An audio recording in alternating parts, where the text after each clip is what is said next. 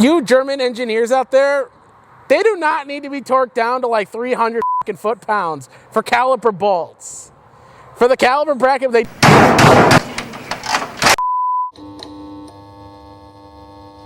Alrighty guys, welcome back to another video. What we got here is Mr. J and his 2011 Volkswagen CC, and basically same as the last episode, he's going to do some more explanation on the car. And roll it, Jay, whenever you're ready. Hi, I'm Jay. I am the owner of this 2011 Volkswagen CC Sport 2.0T with a 6-speed manual in it. It is my daily driver slash track weekend toy. I do take it out.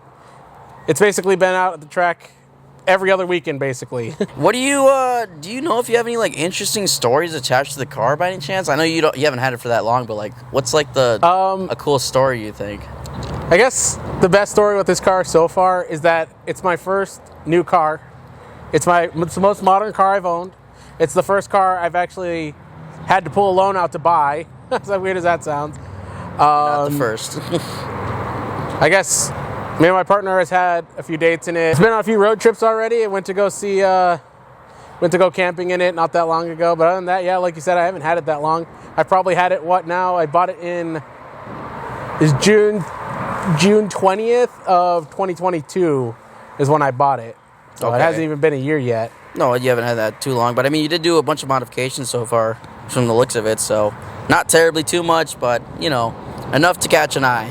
What's the first thing you did to it, basically? The very first thing when you got the car, you said, I'm going to do this. What was that moment? What very was that first part? thing I did was un-German the lug bolts. Un-German the lug bolts. I hate lug bolts, and I always have, ever since my first BMW I owned.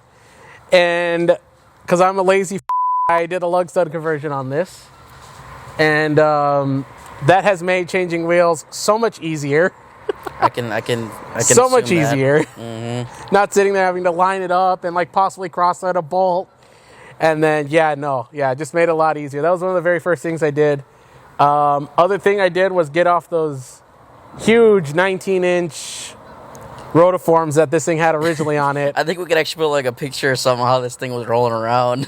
Oh my God. Do you remember the poke this thing had? It was ridiculous. It had like, let me explain this, audience. It had, I mean, I'm not even joking. It was probably over 3/4 of an inch outside the body of the car. I'm not gonna bash your car, but me and you both know that it was a little excessive for the car. It was excessive as hell, dude. It was kind of unnecessary as well. Another thing is, I bought this car from a certain ethnicity. If that says anything about it, it had speaker holes cut out of the rear deck lid, and he had a big two 15-inch subs in the back trunk of this thing, and he had to take out the trunk liners and all that stuff. So when I first got this car, it had no trunk liners, the deck lid was cut, and it had like tweeters hanging out on the dash. Like it had these like really cheap like eBay, like they had like spiders on them, like Spider Sound or something like that.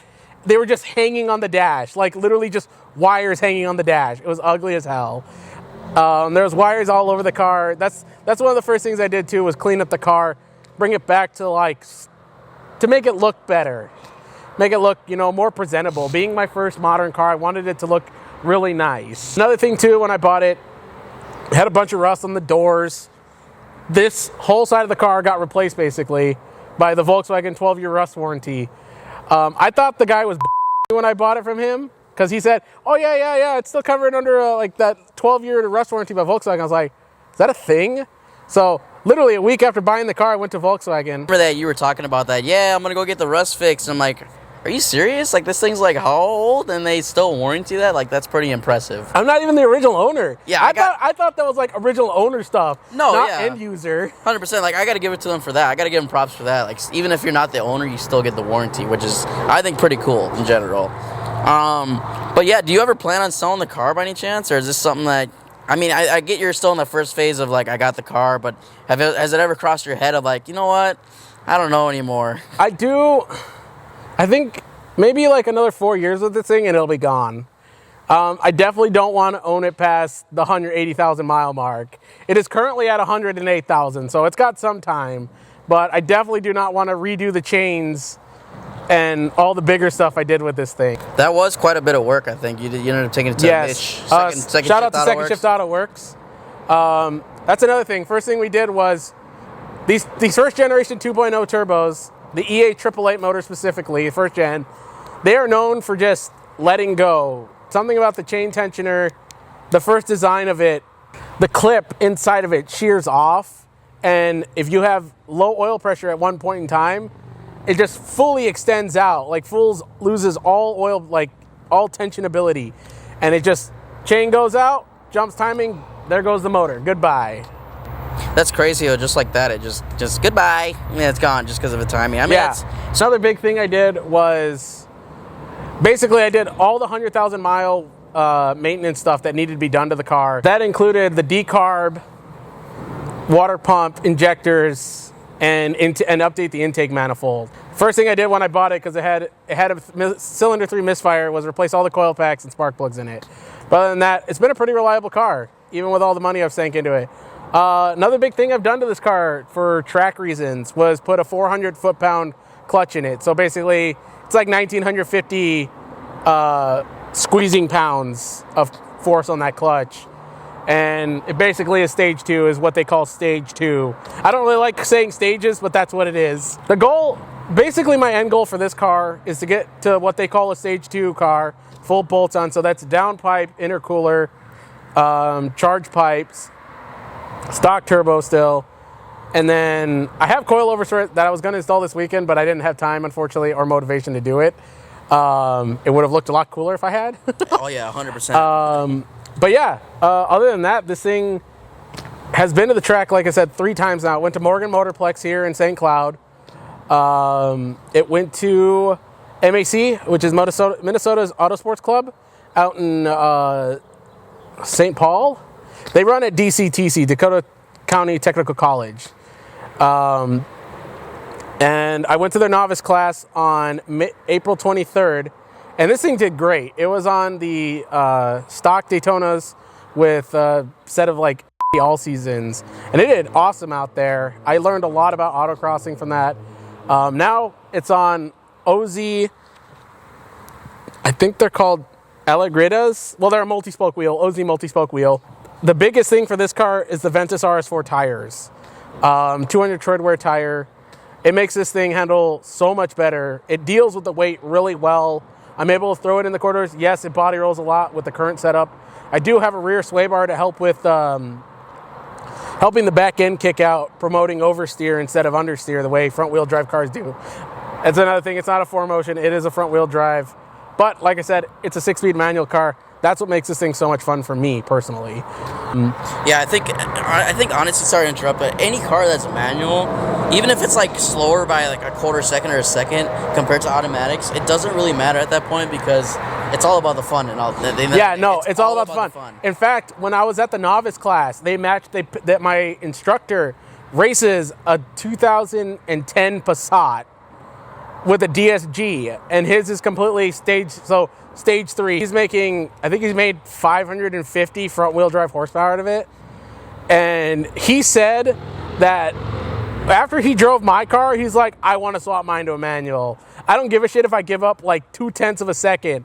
This thing was such fun to drive because you're just able to stick it in second and leave it basically. And it's so much fun. Oh gosh. The way he drove it, when he drove it with me in it, I was just hanging on the passenger seat for dear life. I was like, what are you doing? You're throwing this boat around like it's nothing. Speaking of that, what would you say it's your favorite part? Something that you like about the car? Something I like about the car is just the sound deadening in this thing. It's just so quiet inside. I'm able to get on the freeway and just cruise. Like, it's so nice. Even with these like really aggressive tires, it's so quiet. The ride's so comfortable. My favorite thing about it is the clutch that I put in it. It has improved this car 1,000 times. The original clutch was this like really spongy, like I could rest my foot on it and it would go to the floor. It had no spring force. the grab point was like always different because the dual mass flywheel would change with temperature. I never liked the way it felt. So going to single mass, oh, that's another thing. It is a single mass now, not a dual mass anymore. So it does help with revving it up faster and getting it, to move a little better. That was the biggest improvement on this car, was that clutch. Okay, yeah, I know drive chain performance upgrades does a huge difference when you're doing autocross for sure. So another thing I favor about this car, this is kind of controversial. I like the pre-facelift car more than the facelift car. So if anyone knows anything about CCs, there are two generations. There's this one with these headlights and the rear taillights, and then the second generation, which is 13 to when they ended it in like 17 or whatever. All the CC fans are freaking out right now. Yeah. They don't like you anymore. Get them off the stage! So since you like something about it, what's something that you don't like about it? Something I don't like about it. I don't like the gearbox. I don't know what it is. I don't know if they're all like this, but mine particularly is pretty notchy. Mine particularly is pretty notchy, especially when it's like really cold out. Like finding second and third, it doesn't like it. It hates going into third during the cold times. It like has this like wall that it clicks through. That's one thing I don't like about it. Another thing I don't like about it is how tight everything is. Every bolt on this car is like a knuckle breaker. I hate that. In fact, I recently did my rear wheel bearings on this thing. You German engineers out there, they do not need to be torqued down to like 300 foot-pounds for caliper bolts. For the caliper bracket, they do not need to be 300 foot-pounds. It's absurd. Dude, I was literally under the car with my fucking breaker bar this huge, and I'm sitting there. I got my foot on it. I got my brother on the other end of it, pulling on it, and it sounds like you're breaking a head bolt loose on like a Cummins. We got Volkswagen taking notes right now. They're just angrily taking notes right now. Like, oh. Rear wheel bearing torque spec, it's 148 foot-pounds plus 180 degrees. That's stupid. It doesn't need to be that tight. Well, what do you think is the longest time you actually ever cruised on the car? With the car, I should say. What was that again? The longest duration you've cruised with the car. Went all the way to Wisconsin with it. Okay. It was about 8-hour trip. Car thing, they did amazing. And that was like shortly after I bought it too. That was probably like, I want to say a month after I bought it. That was after the chains were done. And it took it fine. This car, like I said. So what made you buy the car then? So when I was looking for a newer car, CLM will know that I had a 1990 Dodge Colt before I had this. And you learned how to drive stick in that car. that is factual, guys. I did learn how to drive stick. Because for some reason, I was the only one that let you drive a stick car. I don't know why everyone else didn't let you. Well, I mean, it wasn't really more or less like not let me. I just didn't want to drive their expensive cars to learn manual, True. The Colt was like a $300 shit box. Exactly. I'd give a shit less about it. The car was like kind of perfect, in a way. It's not a POS completely, but it was enough for me to learn. And I pretty much got to thank you for that, actually. Appreciate that. Otherwise, I wouldn't be able to drive my Evo or anything else. So. And it's funny because you fell in love with that car. You actually liked it a lot. I like the compactivity. Like how easy it was to drive was what got me. Like, that 4-speed. I love 6-speeds now that I've driven. That's another thing. This is my first 6-speed I've owned. I do like 4-speeds more though. It's less shifting in town. But back to the question of what made me buy this car. So after unfortunately, the Colt blew up due to unforeseen circumstances, and I needed a car. So I went a few months without a car. I was driving my brother's shitty Honda around, and I was also driving my truck. And then when I finally moved to St. Cloud, I was like, man, I need a nicer car. I need a really nice car. I'm tired of having no AC. I'm tired of always working on them, although this is no different. I have to work on this thing like every other month. Well, the good thing is it hasn't blown up yet. No, it hasn't blown up. Knock on wood. I just wanted something nice. So my criteria for buying a car was it had to be a 4-cylinder turbo for economy reasons. It had to be a manual for fun reasons. And it had to be a 4-door for insurance reasons. Now, that left me with a few options. There was a lot and it had to be newer than 2010. And it had to be just under 10 grand, because that's what I was going to say. Did the Evo 10 ever cross your mind? But those are about 20 to 30 grand. So Alejandro knows this. I'm a big DSM guy. Honestly, an Evo 8, Evo 9, even like, yeah, those two cars cross my mind but they're just so out of my price range. And like, the Evo tax really hit those cars hard, especially with the used car market the way it was. So there was a few cars I was looking for. There was a TDI Golf with a manual in it that I was looking at. There was a Acura S-Type 2009 though, and it had the 3.0. Acura Honda guys are gonna get mad at me for this. I don't know. It was a V6, and I didn't want the economy of the V6 in it, honestly. It was a manual, cool car. And then I saw this one, and I was like, man. So the guy originally wanted 10 grand, and I was like, you know what, man, that's a little too much. It's got rust on it, an intake coat on it, it's got a misfire. You know, you don't even have the stock wheels on it, you know. Big old 19s, dude. They were just, it wasn't that they were big, it's the offset that really made those wheels not appealing for me. So when this one came up, I messaged the guy. He only spoke Spanish, so I had to have my mom help me with the deal. So I was talking to him. I was like, 10 grand's too much. Would you take 7.5? And he came back with 9.5. I was like, dude, look, let's go 8 grand. I don't want to give you more than that. Let's call it 8, or I'll walk away from the deal. And sure as he was like, all right, let's go with 8. So I went and test drove it first, obviously. Like I said, it had the check engine light on, but the clutch was good. Everything ran fine. Has AC, heat, everything works. Interior is immaculate in this thing. For all things considered, he did do it. Like I said, I put the trunk liners back in it. I went and bought a new rear deck lid cover for it.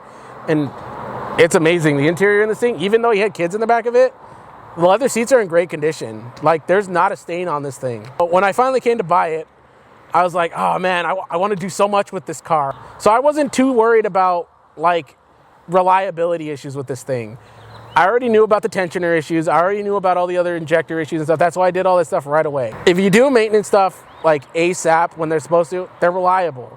And this car for the last 8,000 miles or almost 9,000 miles now has been super reliable. Like I said, I beat shit out of this thing. And actually, I think people might actually disagree or get mad at the fact that, oh, my car's blown up and this and that. It's probably because you don't do the maintenance on it. That's the big thing. That's the big thing. It's just, everything is just maintenance. You take care of it, it'll take care of you. That's exactly. And you know, Volkswagen promotes a 10,000 mile oil change. Never do 10,000 mile oil changes on anything. I don't give a shit if it's full synthetic. Never do 10,000 mile oil changes. So, who actually got you into cars? Who got me into cars? That's the biggest question. That would be my dad. My dad, I remember it was first year of middle school, summer vacation. My dad was like, I'm tired of you playing video games. I'm tired of you like just sitting at home and not doing anything. And I'm like, okay, what do you want me to do, Dad? And, you know, by that point in time, he had me helping with brake jobs, you know, and stuff like that. He did some freelance mechanic work when I was younger. He was like, we're going to build an engine together. And my dad had this older Datsun sitting in the backyard that needed work. And the engine was seized up. And because he had blown up the head gasket and then let it sit for several years like that, didn't drain it out. He was like, we're going to rebuild this summer. That's the goal. End of the summer, this is going to be running engine. This is going to have a running engine. Sure as shit, I blew it apart. We tore it all apart. He basically left it up to me to figure out all the tolerances. He gave me some books, the old Haynes manuals and Chilton manuals. And I went to work. I was even using the plastic gauges, but I just didn't know what I was looking at. Oh, you're fine. You get thirsty? Yeah, go ahead. Get the other from the car. Let me crack it open. Ah!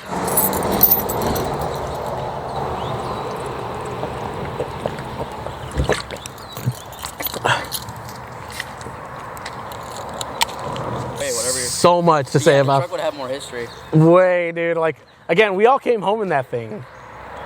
The entire family came home in that truck. Some Arizona tea. Not a sponsor. Where was I? That's right. My first time assembling the rotating assembly, we went to spin it over, tried to spin it over, and it wouldn't spin. I was like, why won't it spin? Dad was like, You either ordered the wrong main bearings, or for some reason we put the pistons in wrong, or something with the piston rings went bad. I was like, okay, so we tore it back apart, found out that our tolerances were way too tight. Had it up on this makeshift wooden stand that my dad had built for it, and we fired it up right there with a garden hose running through the water pump. And it was something that lit up in me that has caused this obsession since that day, was watching that engine fire up for the first time, spitting fireballs out the open headers. My dad sitting there cracking it all the way to $6,000. I think, I think that actually would get me too if I was in your position. I mean, just seeing the thing just come alive is that, I think what really matters, you see all your hard work literally exactly come into action, and it's like, holy crap, imagine what I can do with everything else. Exactly, and that's what sunk me down this more expensive than a drug. Money pit. Yes, sent me down this money pit hole. I've owned so many cars. My first car was a 73 Roadrunner, and then it just never stopped. I think I've told you this in the past, I never owned a German car. Yep, and I think if we would have talked 3-4 years ago when you still had the Colt, we'd be like, would you ever buy a Volkswagen? I think you'd be out of your mind. You'd say that. I'd say those complicated things. Yeah. Like that's something you would say. But I mean, everyone grows. You know, you got to start looking into other options too, because you never know. Like when the Colt blew up, you kind of learn from that. Like, hey, let's move on to something else. So I think that's what actually happened with you. So yeah, and you know what? When I bought this car, I kind of had a bias towards it first, because I was like, man, it's going to be so hard to work on. Everything's torques or triple squares. Everything's got like this very specific torque spec. You know what? It's just another car. I'm not going to hide it. It's a German car. It's a Volkswagen. It has a check engine light on right now. Oh my gosh. It runs great. It runs fine, but I don't know why it's got a lean code. Shout out to Mitch again. Yes. Hi, Mitch, if you're watching this. Second Shift Auto Works. Cool Any guy. Volkswagen, Audi work you need done here in St. Cloud, Mitch. St. Cloud, Minnesota, by the way, not Florida. But one last question, Jay. What or who inspires you the most? What or who inspires me the most? It could be anyone. It could be your father. I think he inspired you the most, to be honest. But who currently, a YouTube person or anyone out there that inspires you at the moment? You know what? I'm going to say it's my dad. He's not here anymore. He died in 2020. But my dad was a jack of all trades. He did everything. He was an iron worker. He was a welder, mechanic, plumber. He built whole towers, you know. I couldn't do some of the shit he did. But my dad also raced cars. And I will tell you this is my first year autocrossing. And don't let anybody tell you you can't autocross that thing because it's too big or it's not fast enough. Go have fun with what you have. It's not about what you have, it's about what you can do with it. Build it into something you want. It doesn't have to be a fucking S2000. It doesn't have to be a fucking Miata. Go have fun with what you have. I can agree with that, because I think with most teenagers nowadays, or even just in general, when people want to start autocrossing, the first thing they start thinking of is, what's the best car to autocross? What's the best parts I need? What's the best this and that? You honestly could just get away with a Miata, and that's it. Because those cars are already, like, they handle amazing, obviously. And you just proved it here. Volkswagen CC can autocross. So yeah. You don't need a Ferrari. You don't need a S2000. You don't need all these fancy cars that are already low. You can just pretty much put some coilovers on it, tires, and that's it. You're set. And I have a video of me racing a Morgan Motorplex. I ran 113 seconds, which I know that doesn't make sense to anyone, but he has the times. I beat a quote-unquote 300 horsepower Cobalt. I beat a Chevy SS, 2 Corvettes, and a 400 horsepower EcoBoost Mustang with this front-wheel drive pig. And that proves to you that you don't need the car, it's the driver. It's the driver. Driver mod's the best mod. Driver mod is the best mod. One more thing to add. Go wrench on something. I don't care what it is. Wrench on something. Just go do something. go do something. Go wrench on a Miata. Go do something. Go get off the couch. Go do something like his father inspired him. Go do something, alright? Turn through like a New Yorker. Anyways, guys, I think that's gonna wrap it up pretty much. I really hope you guys like this new series that I'm doing. We'll see how this goes, honestly. I'm truly not really inspected.